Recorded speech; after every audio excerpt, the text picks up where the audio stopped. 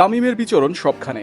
দুবাইয়ে ভারত ম্যাচের আগে ছিলেন শান্ত মুশফিক রিয়াদদের সাথে। সেখানে ক্রিকেটারদের নিয়ে তামিমের নৈশভোজের ছবি ভাইরাল হয়। ভারতের বিপক্ষে হারের পর তো সমালোচনার ঝড় বয়ে যায়, যার দায় তামিমের কাঁধেও পড়ে।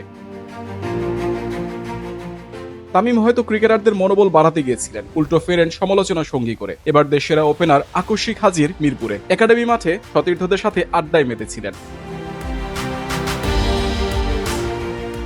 এদিন তামিম কোচের মতো সবাইকে দীক্ষা দিয়েছেন, ঘাটতির জায়গাগুলোতে উন্নতি করার কৌশল শিখিয়েছেন। হয়তো দায়িত্ববোধ থেকেই এগিয়ে আসা। দূর থেকে দেখে মনে হবে ক্রিকেটারদের অভিভাবক তামিম। আসন্ন ডিপিএলে মোহামেডানের হয়ে খেলবেন তামিম। যদিও সম্প্রতি গুলশান ক্রিকেট ক্লাবের মালিকানাও নিয়েছেন খান সাহেব। আগামী নির্বাচনে অংশ নিতে ক্লাব সংগঠক হওয়ার শর্ত পূরণ হয়েছে। গুঞ্জন আছে বিসিবি সভাপতি পদে নির্বাচন করবে তামিম।